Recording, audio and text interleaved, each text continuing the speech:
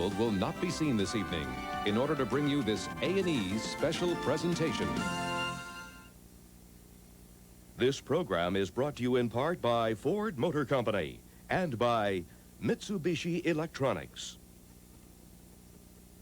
What's the biggest thing on TV this fall? Dinosaur with Walter Cronkite. Next on A&E. I'm going to tell you a story about a time when the world was ruled by monster creatures. They were the most spectacular, terrifying, and successful life forms ever, and they ruled the planet for 150 million years.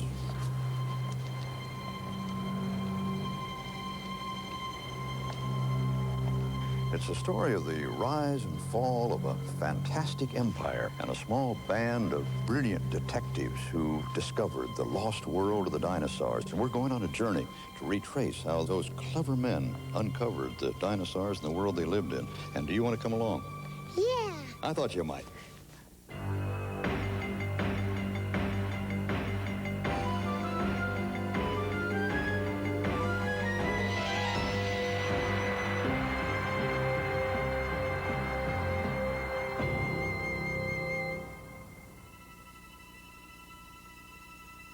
150 million years ago, the world was a younger, more turbulent planet.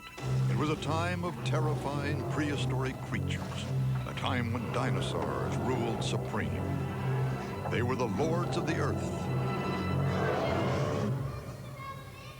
Today, children of all ages gaze and wonder at these magnificent giants. But the pioneers who discovered the first dinosaurs just 150 years ago had only a few clues to their existence.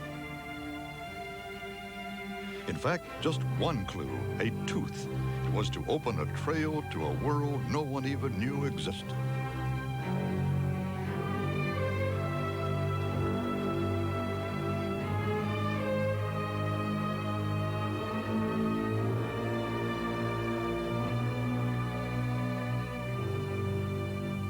Finding the world of the dinosaurs isn't easy. They roamed across every continent, but their remains, fossil bones, ended up in the remotest corners of Africa, China, Europe, and America. But dinosaur hunters, paleontologists they're called, thrill to this challenge. The excitement of a new discovery brings out the detective in all of them. Some dinosaur experts have a sixth sense. They seem to smell dinosaur bones buried in the rock. There's something about seeing bones for the first time when you know you're the only human being that's ever seen them. It's something very special about that. And that's what I wanted to do. It's very satisfying to be able to go out and be like a detective, actually collect pieces of information and put them together and make a story. Ken, how did you get into paleontology? Well, I owe that to my mother, or else maybe I should blame my mother. When I was 5 years old, she took me to see the movie Godzilla. And there I saw essentially maybe not a real dinosaur, but it was pretty close to a dinosaur. And I was just so enthralled with this huge animal that was stomping around Tokyo. And I thought, dinosaurs. That's what I want to study. You know, the history of life is this great mystery. And we're kind of like detectives, that we're given these clues. These clues are, a piece of bone, like this, or little fragments of bone. And we have the rocks that those bones are in. And from that, we have to piece together what the animals looked like. We also have to figure out what were the environments, what was the world that they lived in. And that's the excitement, to be on the trail of those discoveries, to be able to piece together that whole from these little parts. I mean, that's what's the thrill to me. Though the clues have been buried for millions of years, we've only really discovered dinosaurs quite recently. To understand the clues, today's scholars still go back to 19th century England. Okay, Bob, now you come in from the field with your specimens. Mm-hmm. What's the next step? All you got is a bunch of little things there. Well, this is some of the haul from this last year. Dinosaur teeth, meat-eating dinosaur teeth. And the next step is to go to the documents, what other people have thought about this type of tooth. and this may surprise you, I don't go to the literature of 1990 or 1980 or 1970. I found the most exciting thing is go back to the original scholars. Go back to the last century, go all the way back to 1820s, because I find their level of analysis just incredibly acute. Back in the middle of the 19th century, the science of paleontology, the study of old bones and ancient creatures, was just being invented. A few pioneer anatomists and dedicated amateurs began finding a few teeth here, a couple of bones there, that they recognized as clues to the existence of a world far older than anyone had imagined.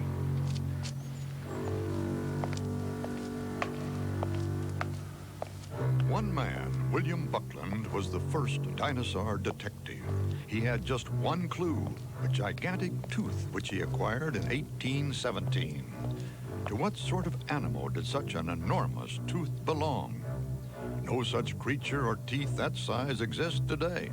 Buckland had a tooth, but nothing else, nothing to compare it with. These fellows back there in the early part of the last century had nothing to go on. Nobody knew that there were any such animals that ever existed on Earth. Right. They find a little thing like that. Is that what he started with? Something like that? And he says from that he builds a model of a dinosaur? He Come does. on now. He does. And the way he did it is elegant. It's beautiful. That's got to be one of the great detective stories it of all is, time. It is. And he had two lines of detective work, and there's the same two lines we had today. He had the line of what animal today has teeth most like this one? And Buckland had there in the collection of the Royal College of Surgeons, jaws of lizards, meat-eating lizards, like this. This is one from India. I've been bitten by this species. Really gives you a nasty wound. So Buckland said, this jaw is a gigantic version of this type of jaw. And he's right, there is a distant affinity in evolution between lizards and dinosaurs, and mechanically they're quite similar. Buckland deduced from its shape that the tooth must belong to a giant lizard, similar but much bigger than anything on Earth today. His gigantic lizard's tooth had just one function, to kill. And his argument, which is exactly right, is that this strong curvature on the leading edge and a concavity on the trailing edge allows the weapon to cut across its prey, just as a cavalryman strikes down with the curved tip, getting a long wound. You can look Now, what did that tell him? It told him that this animal killed, not like a lion or a tiger, by biting once in the throat or behind the neck. This animal killed like a giant lizard would kill, making long cuts in the body of its prey, long, jagged cuts, and the prey would be weakened by loss of blood and trauma. Buckland's genius was to imagine the tooth in the jaws of a full-size prehistoric reptile. With just one clue, he could deduce that this monster killer was 40 feet long and had the bulk of an elephant, and he was surprisingly accurate.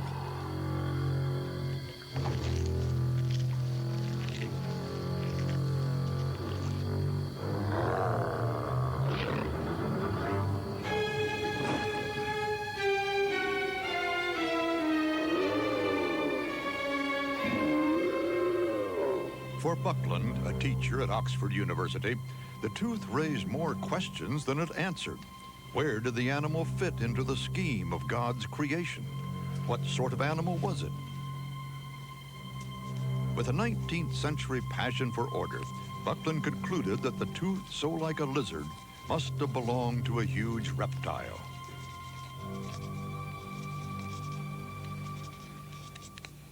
He named it, as we still do of all new dinosaur finds today, from the Greek. He called it Megalosaurus, giant reptile.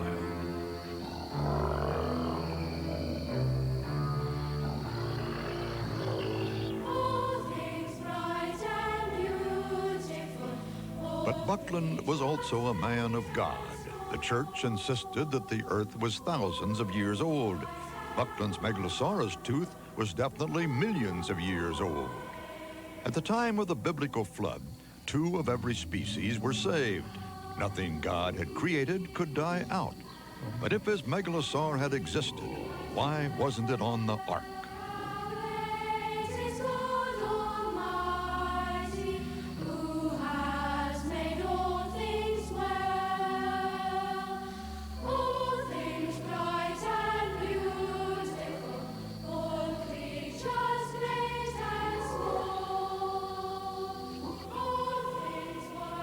While the choir rejoiced, the early dinosaur detectives viewed Genesis as a guide, not a literal timetable of life on Earth. The Bible says that that Earth, the heavens, the creatures on Earth were created 4,000 years ago. How in the world they reconcile that? Wasn't there a lot of turmoil in their community? There wasn't. It was a surprise. It is true that the Anglican Church has produced more great paleontologists than any other organized religion. But they weren't vulgar creationists. They didn't believe the world was created 4004 BC. Not these men. They believed the Bible was a powerful document, spiritually correct. But they believed the story of Genesis allowed enormous room for the mind of man to understand God's law, natural law. And they fully believed natural law operated for a long time to give us these creatures. And they also saw God's hand in the sequence of fossils. Here were dinosaurs, animals that combine features of rhinos and lizards and crocodiles and even a bit of bird thrown in. And before them were amphibians, frog-like salamander animals. And after the dinosaurs came the brightest and best, the highest class, our class, the class Mammalia. So they saw a progression, an increase in the perfection of organic creation. Today, most of us have no problem reconciling science and religion. Nearly everyone accepts that our planet is millions of years old. But while we can comprehend hundreds, even thousands of years and marvel at ancient civilizations, I, for one, have great difficulty, even as did our early dinosaur detectives, in imagining the concept of life over millions of years. How can we understand the reign of the dinosaurs 200 million years ago? Well, perhaps I can use, in this great modern city of New York, the giant World Trade Center to give us some perspective on that vast expanse of time.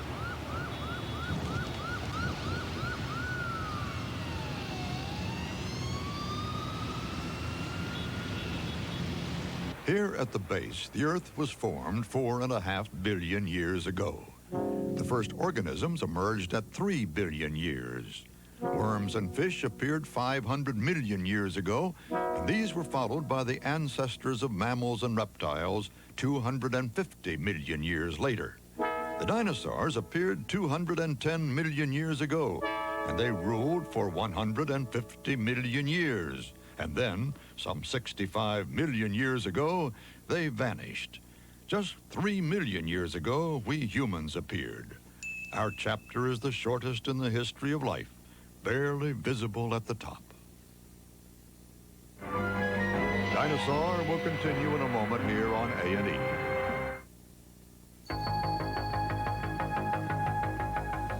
You're about to see the product of a relentless commitment to quality.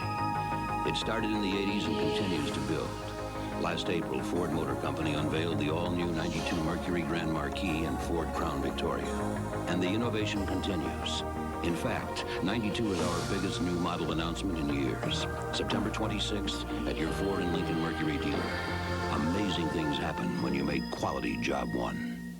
One day, a few thousand birds decide they don't like people. Really don't like people.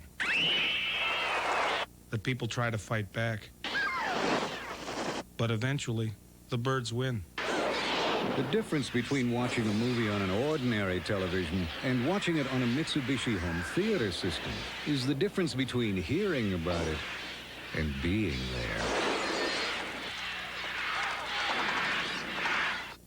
Was Kennedy's assassination proof our government was overthrown in 1963? I'm Bill Curtis. Join me for Investigative Reports. Friday of A&E Premiere Week. Nighttime backache? Try Momentum Muscular Backache Formula.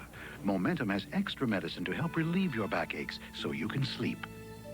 My back feels great, and I slept like a log. Momentum Muscular Backache Formula.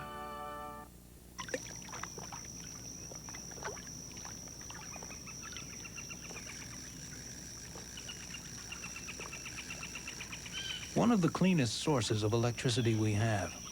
A source that doesn't burn anything and so doesn't pollute the air.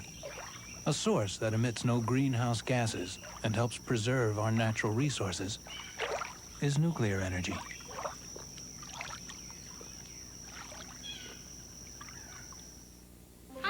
all no-stick cooking sprays were just like Pam, boy, was I wrong. Only Pam is all natural with no preservatives. Only Pam. And Pam adds virtually no fat or calories.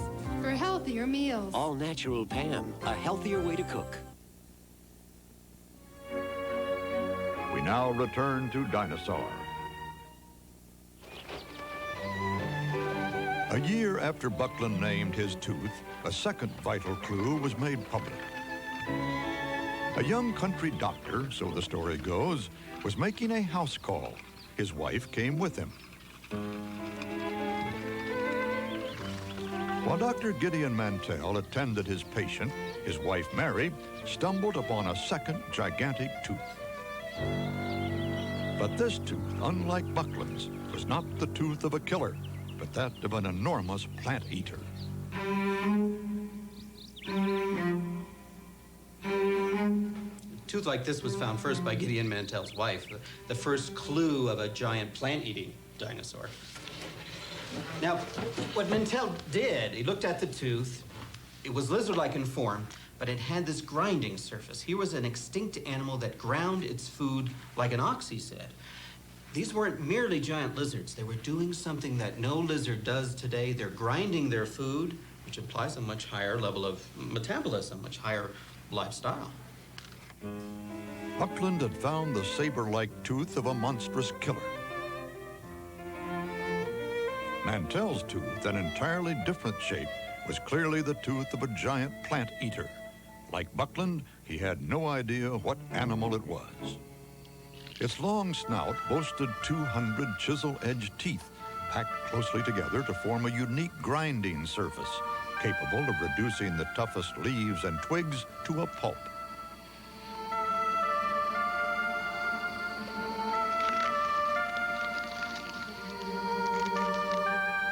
At 33 feet long and 2 tons in weight, it browsed the woodlands like a giant antelope.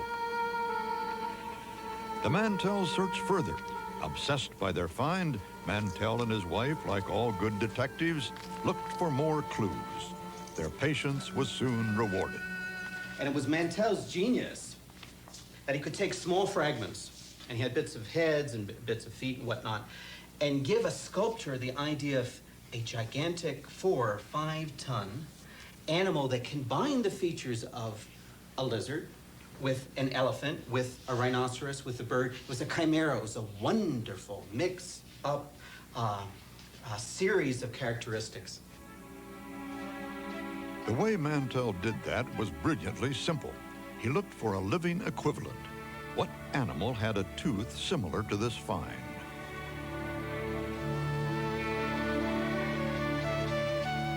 The plant-eating iguana had, on a smaller scale, teeth the same shape as his huge reptile.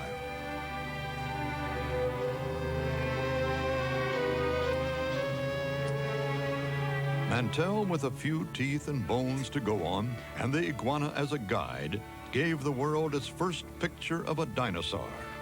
Getting the bones to fit this living model was not easy. He named it Iguanodon, iguana tooth.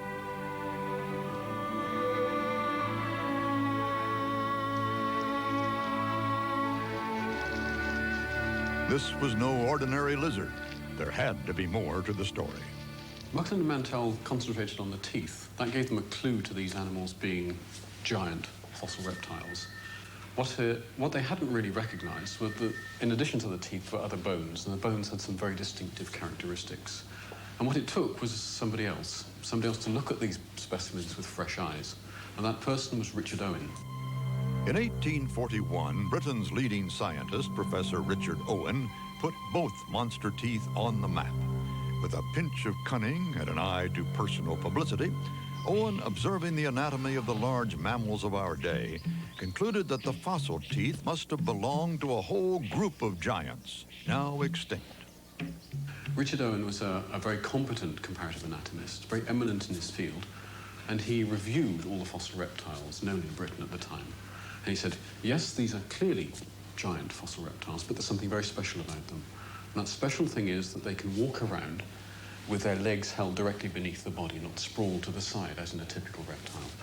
They're in fact much more like elephants and rhinoceroses living today, and he saw them as the zenith of reptilian evolution. At a scientific meeting in Plymouth, he named them dinosaurs, the terrible lizards. That brought with it a certain amount of acclaim, but there was a problem there because he was describing a concept. He could explain the teeth, he could explain the bones very clearly, but there wasn't a tangible, complete dinosaur to show off these creatures.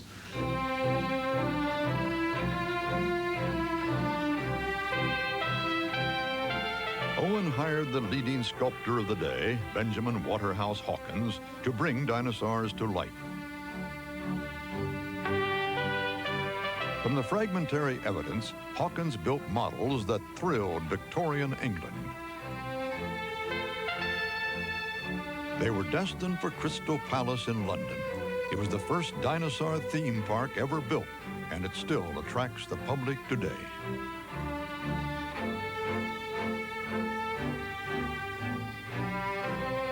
Ever the publicist, Owen celebrated the achievement by hosting the most bizarre dinner party ever held. On New Year's Eve, 1854, he invited the leading scientists of the day to wine and dine in the belly of Hawkins' still unfinished model of iguanodon.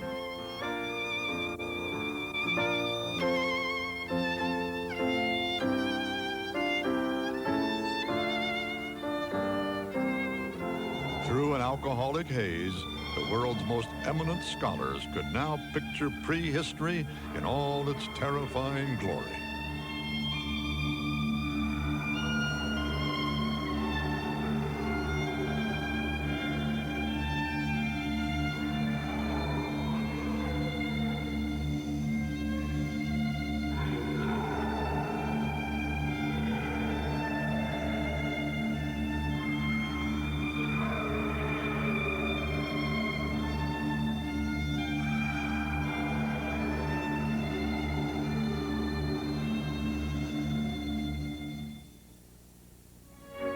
Dinosaur will continue in a moment here on A&E.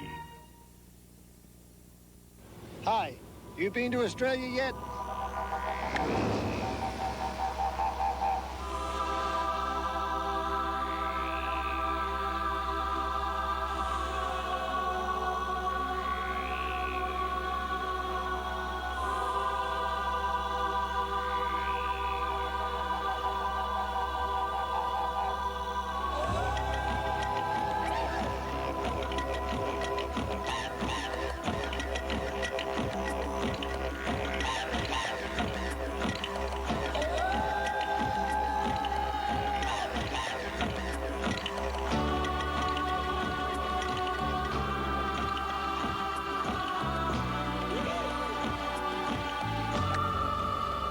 Everything is big and dramatic here.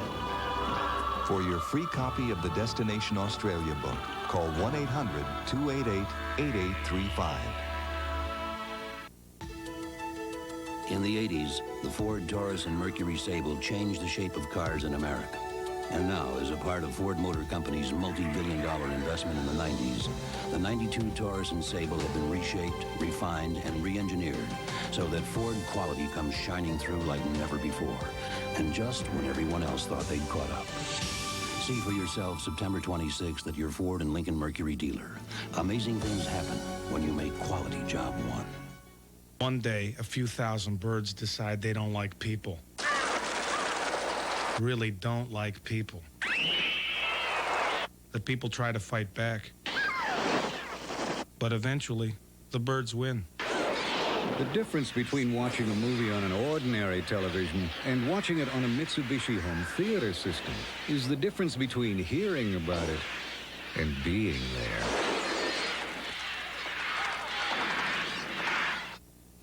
The time machine.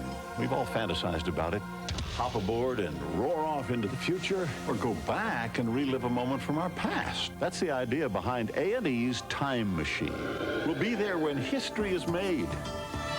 And sneak a peek at the 21st century to find out what lies ahead for the next generation of time travelers. Time Machine with Jack Perkins, Friday. I think it'll be a trip worth taking. We now return to Dinosaur.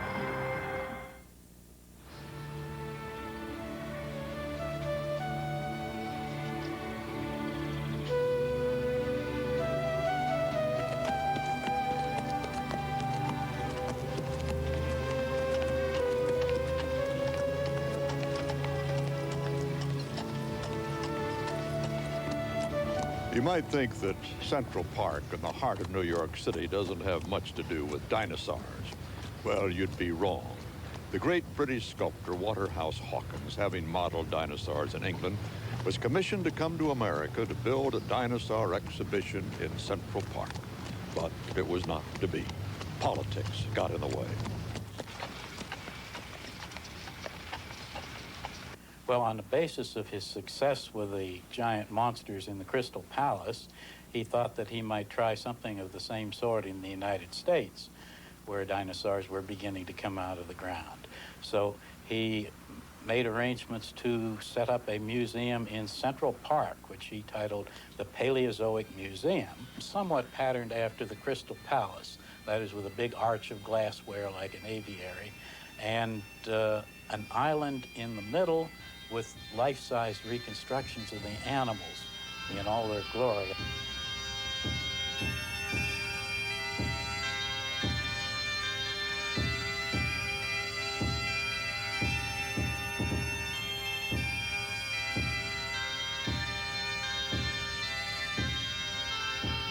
Waterhouse Hawkins didn't understand New York politics. Politics in New York was then run by the Tammany Gang. William Marcy Tweed, an old fire chief who had become head of the Democratic organization, was the chief boodler, controlled the mayor, controlled the heads of departments, and so forth. Anything that happened in New York that didn't pay off for them was not going to be successful. Hawkins just failed to cross the right palms with silver. There was no profit in it for the politicians, and so they decided, this has got to stop. We can't make any money on it. And so they put the kibosh on the whole operation.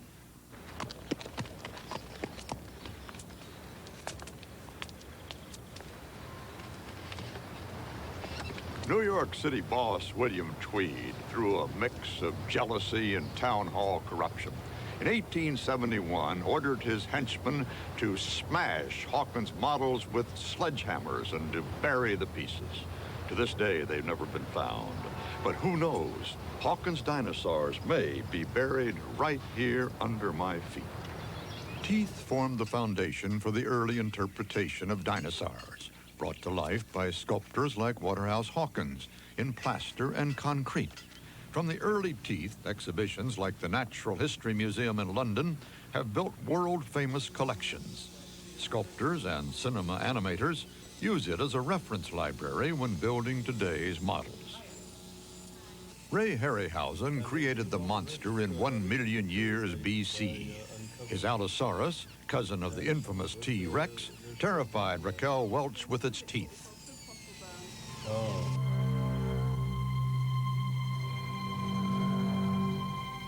It was, of course, cinematic license. But like the dinosaur hunters of a century ago, the model makers are sure at least of one thing, that the teeth are right. Let's have a look at it. That's most incredible. Interesting. There's the lower jawbone there, and if you can fit that there, look at the gap. My goodness, I don't see how they could pick up a person, but this is a small dinosaur. This is a, shall we say, a juvenile. That's right. Seeing bones like this, I'm sure you agree, really makes you want to flesh up on them and bring them back to life. But how do you do that from old bones? This Brachiosaurus is a gigantic dinosaurian giraffe. It came here to Berlin from an African expedition in 1911. At 35 feet high, 75 feet long, and weighing 30 tons, it is the biggest complete skeleton in the world. It's hard to imagine it fleshed up. There are key areas where you can actually manage to put in muscles with a fair degree of certainty, particularly in the legs, both front and hind in this case, and around the girdles where the legs are supported. The reason for this is that there are very powerful muscles that run down along the sides of the leg bones, which actually allow movement to take place. Where they're attached to the bone surface themselves, they leave scars. And these scars are really quite distinctive. They leave a sculptured surface on the bone.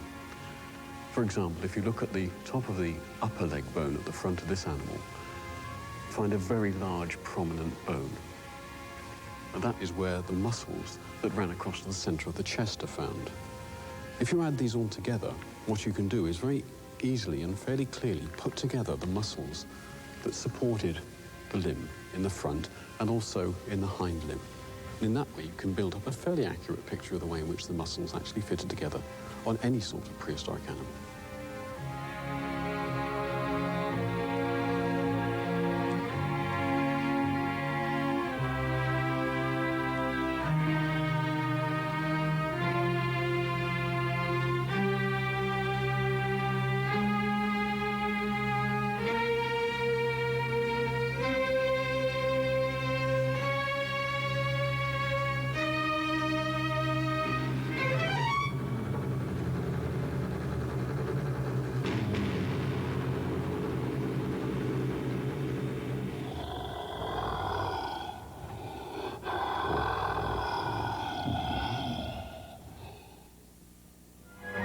Dinosaur will continue in a moment here on A&E.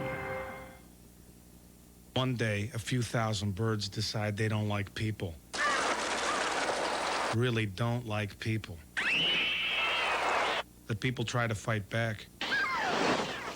But eventually, the birds win. The difference between watching a movie on an ordinary television and watching it on a Mitsubishi home theater system is the difference between hearing about it and being there. Automotive Industries calls Ford Crown Victoria's modular V8 a work of art. Automobile Magazine says the interior is what you'd expect from a car built with luxury in mind. Motor Trend says Crown Victoria redefines what a full-size American sedan should be. The new Ford Crown Victoria. Discover it for yourself. Have you driven a Ford lately? It's just 2 weeks away. 14 days to the biggest week in television. A&E Premiere Week begins Sunday, September 22nd. This is your invitation to enter the world of Arts and Entertainment magazine. Here you'll discover thought-provoking authors, reviews from the world of the arts, and profiles of today's most intriguing personalities. Plus, our expanded and improved program guide will take you behind the scenes of the best in television. To receive your 12 monthly issues of Arts and Entertainment magazine, call toll-free 1-800-238-2800. Have your credit card handy when you call. Lovejoy is planning to scam. Is you in? Or is you ain't? Against a swindler. What a skunk. Who's taken a widow for £500,000. and a Japanese businessman. If anything goes wrong, Lovejoy, you finish up as a sushi. It's a con Lovejoy, you're a genius. with a Russian accent. They look about as Russian as Stevie Wonder. Ian McShane, Linda Gray, Lovejoy, a 2-hour season premiere. Sunday of A&E Premiere Week. We now return to Dinosaur. Hard on the heels of the Dinosaur detectives have come artists and model makers. Everyone wants realistic dinosaurs now. Alice is the pet name for the juvenile Allosaurus, a 25-foot lithe predator from the middle age of the dinosaur empire. She is a cousin of Megalosaurus. Her creator, Robbie Braun, spent a year making her. She's the latest full-size, all-moving dinosaur, and she's bound for an American museum. It's almost like going back in time in your mind, but it's also a bit of being a detective. You compile the research based on scientific evidence, and you splice it all together, and hopefully at the end of the day you come out with something that people are in awe of. And everything were, oh my God. That's it. It's a bit awkward. Does it drool? Will it drool? Eventually we're going to try to get some glycerin. It brings you closer to a wide variety of very beautiful beasts that once roamed the world. There's only one way you can do that. It's either through film or in real life. And museums, I think, should be about real life, things that you can touch, things that you can see that move. Here we have a series of valves. For Ray Harryhausen, old-time Hollywood model maker, the world of moving dinosaurs has changed. Not only what they look like, but the just as impressive wizardry inside. That makes the mouth open. That's marvelous. Despite America's latest high-tech models, dinosaur detectives still learn from teeth. One of the earliest and distant ancestors of Allosaurus was Coelophysis. At 10 feet long with razor-sharp serrated teeth, it was the first fast, lean meat-eater.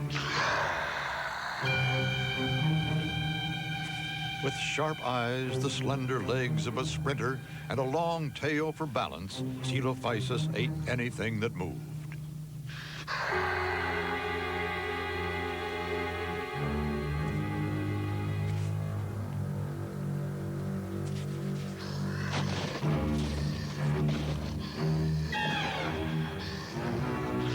In hard times, it even ate its own young. It walked much like a bird, and that's what we seem to see here. So I'm assuming that the other one, the bigger one, was a male, and this size then would be the adult female size. So it comes across here with a good brisk step. Again, one track right dead in front of the other. The hip structure was quite advanced, nothing sprawling or ungainly about the animal. In the mud of an ancient lakeside, Coelophysis, hunting in packs, left near-perfect footprints. The lake, now a quarry in Virginia, is one of the biggest sites of Coelophysis tracks ever found. Bob Weems is interpreting the evidence. At this point, the thing may well have been doing somewhere between 15 or 20 miles an hour. Now, how do you know that? There is actually a formula that's been worked out to determine the speeds of dinosaurs. A fellow by the name of Alexander in Britain has worked it out. And what you need to know is the height of the hips and the spacing between the footprints, and by cranking this into a rather complicated formula, you can come up with a pretty good estimate of the speed of the animal. It's possible these things may have been coming through in some kind of a hunting formation, if you will, spread out over a long distance, like maybe lions or wolves.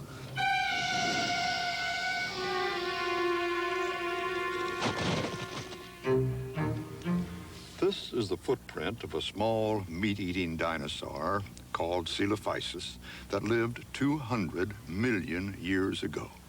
Remarkable, but not nearly as remarkable as the fact that footprints just like this have been found 2,000 miles away across the Atlantic Ocean in Britain. How in the world, you might ask, could that be? How could a land animal, even a dinosaur, cross such a vast ocean? Of course, it didn't. The answer is locked in geological time when the Earth was a great deal younger.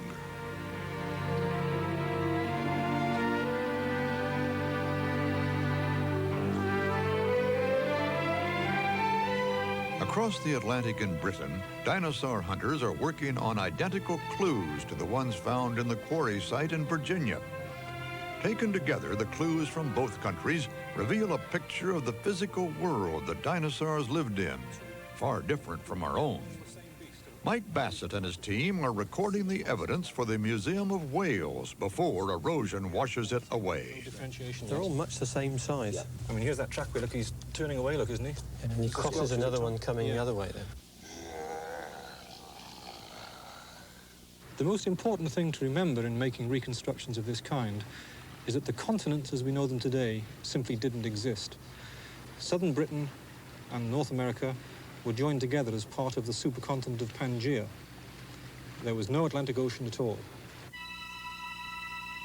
200 million years ago, when the early dinosaurs roamed, the Earth was very different from today. No continents, just one land mass surrounded by water. Coelophysis wandered the land, but as it did so, imperceptible changes were taking place. The land mass was beginning to break up, but very slowly, just an inch or so each year, spreading dinosaurs onto every continent of today's world. wasn't exactly a stroll. It was still a few 100 kilometers minimum, a few thousand kilometers. The main thing to remember, there was no ocean in between. It was a continuous landmass. And because it was land, animals like the dinosaurs and all the other animals living on that continent were capable of wandering freely across the continental mass. With its vicious teeth, Coelophysis hunted its prey across the land mass of its world. The fossil evidence that made the dinosaurs the most successful animals ever is only now coming to light. Immediately after making that footprint, of course, the dinosaurs moved on.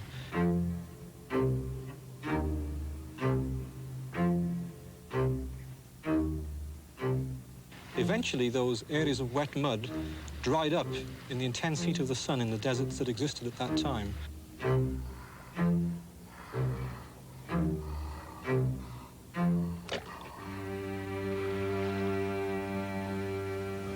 They dried up and the mud was baked hard, and the footprints themselves were therefore baked hard.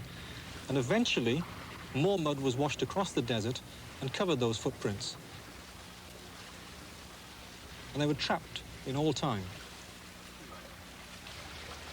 Now, if we look across here, we can actually stand right on the edge of one of the watering holes where Coelophysis came down to drink, perhaps every evening. We use structures like this in the rocks to interpret the environments that existed here across southern Britain about 210 million years ago. And this surface particularly tells us that we were standing right on the edge of the freshwater lake where Coelophysis came for his drink. We have these beautiful structures called ripple marks, and these were formed when the water at the edge of the lake just washed forward very gently and backwards again very gently to form this little symmetrical mound in the sand called a ripple.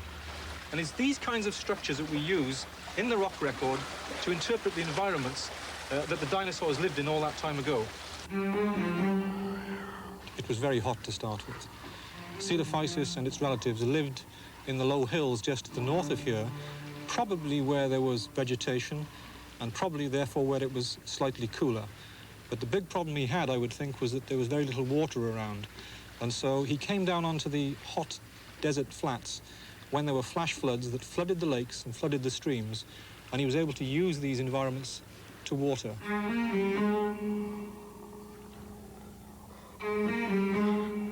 Well, of course, especially towards evening time, like now or a little later, when the shadows get long, you almost sort of expect one of them to come tromping by you in the dark. It's just a flat, open expanse like now. And with the tracks sitting here looking almost like they were made last week, you really get the feeling that they might just come right back by. It's almost amazing that they don't. We now have a mass of evidence about Coelophysis and how it lived. And once it got here, it kind of swung over towards the right. Dinosaur detectives have identified over 1,000 different species. At any one time, hundreds of thousands of dinosaurs would have existed together. But the early pioneers had few clues to the enormous variety that made up the kingdom of the dinosaurs. Then in 1878, in the sleepy Belgian town of Bernissart, miners working deep underground thought they had struck gold.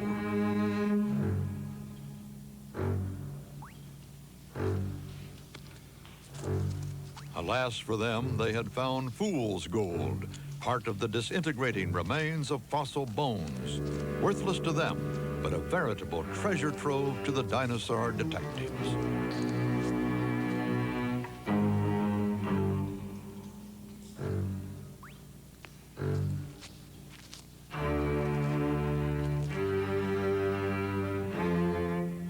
There were teeth, hands, heads, feet, broken limbs, and whole skeletons. Here in Belgium, for the first time, the bony remains of a whole herd of 39 complete skeletons of iguanodon. On every jaw was a wide set of teeth. Each one was identical to the teeth Dr. Mantell had found in England 60 years earlier. To Louis Dallo, an engineer, fell the task of reconstructing the complete animals. And so, after 50 years of struggling with incomplete specimens, at last, Dollo had this one opportunity, a virtual Aladdin's cave of dinosaurs discovered in this little village at Dinosaur. On the basis of all this wonderful material, he was able, for the first time, to reconstruct complete dinosaurs.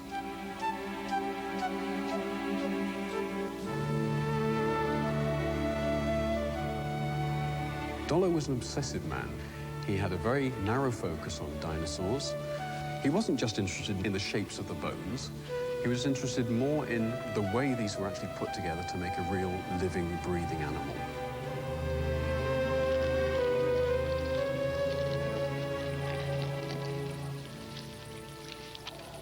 The methods that have been established by his forebear was that you needed a comparison. You needed something like it living today. Dollo looked to birds, not lizards or big mammals, for a modern comparison. He chose the emu, with its upright posture and three-toed foot, as his blueprint for reconstruction. It's not surprising, therefore, to find in the old archive photographs and paintings that the little models that lay beside the skeletons as Dollo began to reconstruct this animal were of an emu and a wallaby. And sure enough, that is exactly what these dinosaurs tend to look like. Simply preparing such a massive find took 10 men 12 years.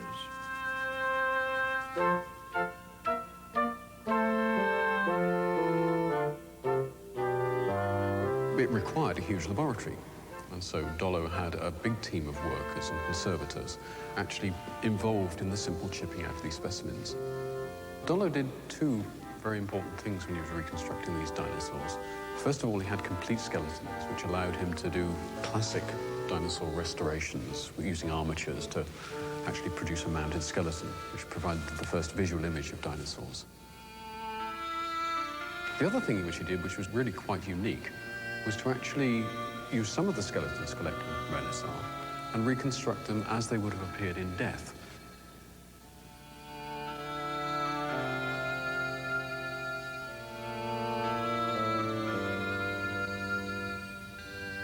Instead of just considering isolated bones as being of interest, he says, what are those bones for? He was not only interested in the ancient remains, but he was interested in this branch that would allow us to look at the shape and structure of bones and interpret those in the way that we look at living animals. He really tried, in the best way that he could, to bring these animals truly back to life.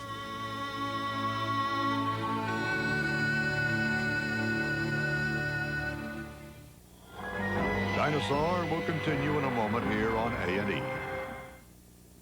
One day, a few thousand birds decide they don't like people. Really don't like people. The people try to fight back. But eventually, the birds win. The difference between watching a movie on an ordinary television and watching it on a Mitsubishi home theater system is the difference between hearing about it and being there. I saw my doctor because the pain was so bad.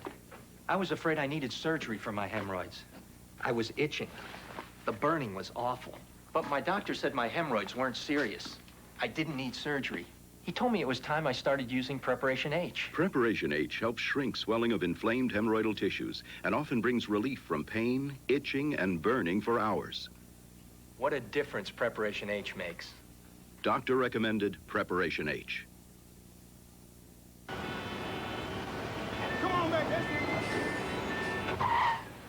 So you're Australian, huh? Yeah, I always wanted to go to Australia. Oh, really? Hey, wouldn't it be great if we could drop in right now? Wide open spaces, you can breathe the air. Uh-huh. And the Great Barrier Reef is really colorful. It's all kaleidoscopic, is that true? That's true. And you got seashells by the seashore, I bet. Some bigger than others. It's spectacular, huh? It's hot and dry and all red and everything, right? Yeah, in places. I hear the people are real friendly. You Aussies go on and on about your wonderful beaches. We do tend to get carried away. No kidding. Fair dinkum. Fair dinkum. For your free copy of the Destination Australia book, call 1-800-288-8815 or hop on a Qantas flight. I bet you there's one leaving right now. Fair dinkum. I love it. When the world only dreamed of flight, men of vision took to the skies. Theirs is a story of pioneering courage and technological adventure.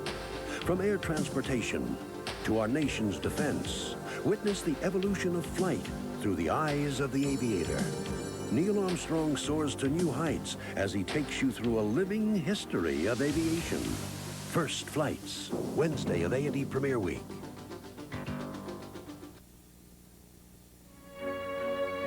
We now return to Dinosaur.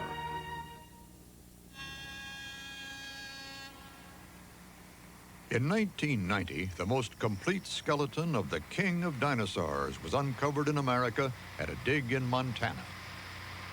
Researchers took weeks to dig out and prepare for travel to the lab the bones of the fiercest dinosaur of all time, Tyrannosaurus rex. The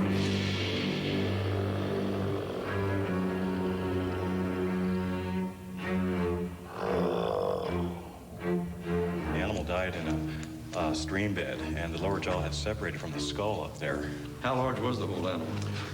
We're guesstimating right now that it was probably about 40 feet. We're missing portions of the tail, but everything else seems to be here. Well, what we want to do is take a look at the animal. Well, by looking at the teeth, we have a good idea of what it did for a living. It ate meat. Weighing in at 3.5 tons and armed with 6-inch teeth, T-Rex always has been seen as too big and slow for the chase, only driven by hunger to go in search of rotting carcasses. Now dinosaur detectives in Montana have new clues. The first ever complete arms of T-Rex, which reveal they were not as tiny and useless as we first thought. Today we see him as a lurking predator waiting to ambush his victim. We have the upper arm here. We have the two lower arms, which correspond to these bones here, and then we have a hand. And it did confirm, in fact, that Tyrannosaurus rex did have the 2 fingers. If we then move the finger bones through their arc of motion, what we discover is that the thumb claw could then embed deep into the body of the prey, so that if the prey is struggling, then the prey will essentially impale itself deeper on the claw and would not be able to pull itself free.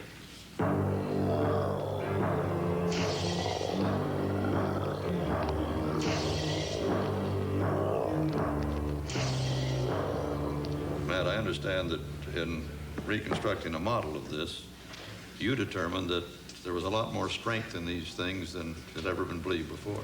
We estimated that it could hold about 426 pounds. Ouch. Right. Okay. How much can a weightlifter, an Arnold Schwarzenegger, hold, do you suppose? Well, I'm not sure, but with this arm here, we did the same methods, and we came out with about 41 pounds. We believe that Tyrannosaurus then would grab its prey and latch onto it with the claws digging into the body of the prey, and the prey would be struggling, but it couldn't get away. The thumb claw would essentially dig deeper as the animal preyed. And with that big head up there, essentially with the prey very close to the body, it was very easy for the head to come down and essentially to bite down to kill its prey. And with those big muscles on top of the neck, then it could probably rip and essentially kill its prey in that fashion.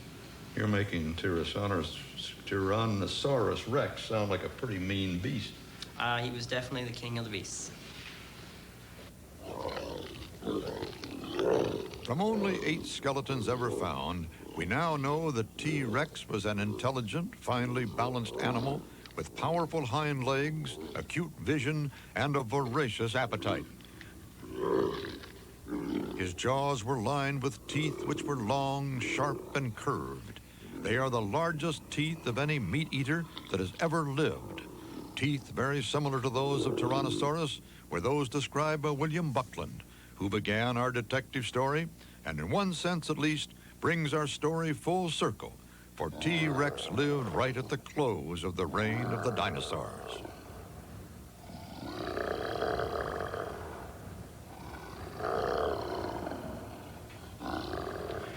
So, Paul, that's how dinosaurs were discovered. A few brave and clever men overturned our view of our world. It's older and far richer in creatures long vanished than we'd ever imagined.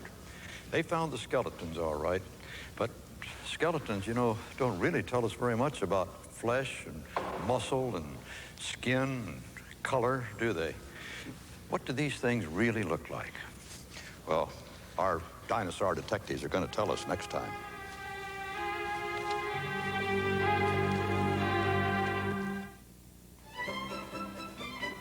In our next episode, we'll see how a bone rush in the Old West helped modern artists create the amazingly accurate dinosaur models of today.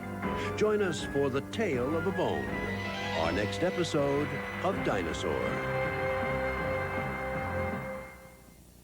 For 150 million years, they were the absolute rulers of the Earth. Now available for the first time on videocassette, Dinosaur, the biggest story ever told, hosted by Walter Cronkite. You can own this episode of Dinosaur for only $19.95, or the 4-part deluxe box set for only $69.95. To order, call 1-800-423-1212. Shipping and handling $3.95 additional per order.